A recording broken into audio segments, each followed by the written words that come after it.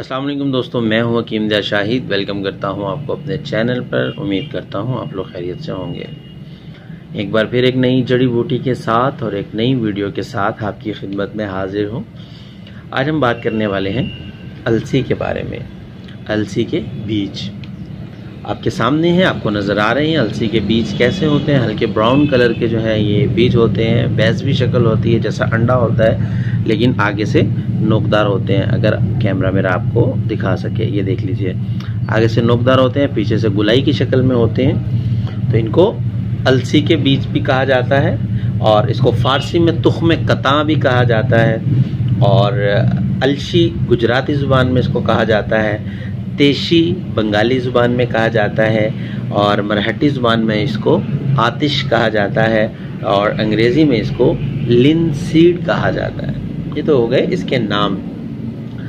और तकरीबन 1 गज तक इसका पौधा जो होता है वो बुलंद होता है और शाखें और पत्ते बारीक होते हैं। छोटे छोटे से इसको फल लगते हैं जिनमें तुखम जो ये जो बीज हैं ये भरे होते हैं, मतलब जो इसका फल होता है। और इनसे ये रोगन भी निकाला जाता है जिसको अलसी का तेल भी कहा जाता है, वो भी काबिल इस्तेमाल होता है, मतलब उसको भी इस्तेमाल किया जाता है। मकाम पैदाइश की अगर बात कर लें कि कहाँ कहाँ ये पाया जाता है, हिंदुस्तान में पाया जाता है बड़ी कसरत के साथ, पाकिस्तान में बहुत कसरत के साथ पाया जाता है। उसके अलावा मिस्र में पाया जाता है, रूस में पाया जाता है, हॉलैंड में पाया जाता है और बरतानिया में भी ये होता है। इतने सारे ममालिक में ये पाया जाता है। अब बात कर लें इसके मिजाज की, तो गर्म खुश्क होता है ये दर्जा अव्वल में। अब बात कर लेते हैं इसके फ़वाइद की कि क्या क्या फ़वाइद हम इससे हासिल कर सकते हैं। तो जनाब मुलय्यन होता है ये, मतलब मुलय्यन तबे होता है, कब्ज़ की शिकायत वगैरह जो हो जाती है उसमें भी बेहतरीन रहता है, मतलब कि अंतड़ियों को नरम रखता है। अंतड़ियों में जो खुश्की पैदा हो जाती है, उसके अंदर जो रतूबतें ख़त्म हो जाती हैं, ये वहाँ पे रतूबतें पैदा करके मतलब जो कुदरती अमल होता है उसको बहाल कर देता है।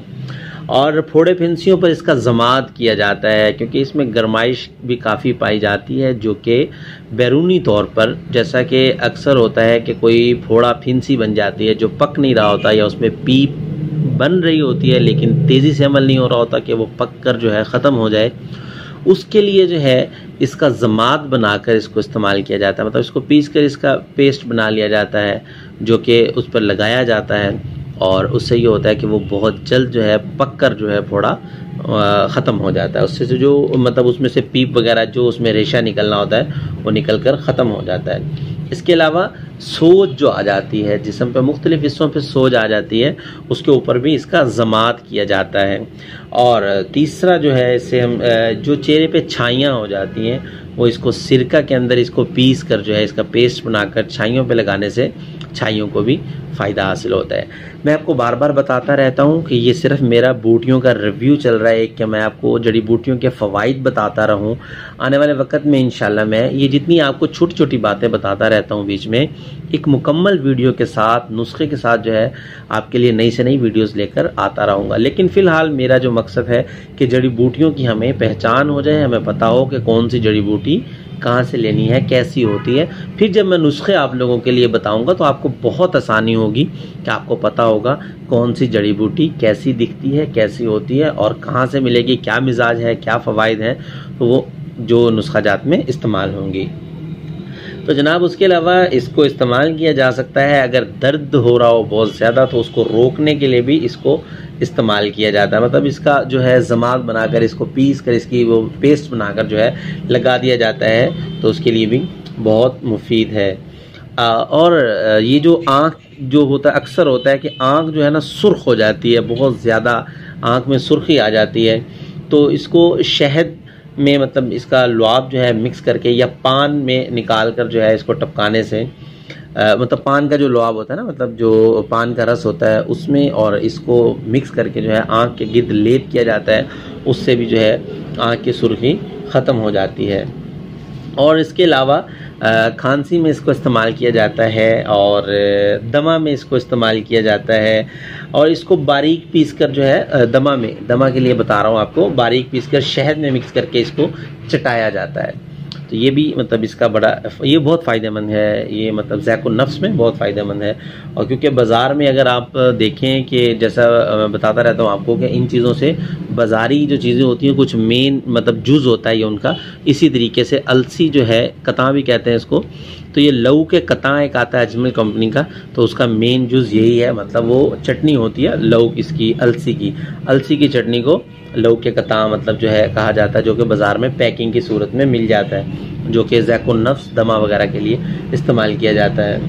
अब बात कर लें अगर इसकी खुराक की, 5 से 10 ग्राम तक जो है इसकी खुराक होती है, जो इसको इस्तेमाल किया जा सकता है मुख्तलिफ़ तरीक़ों से।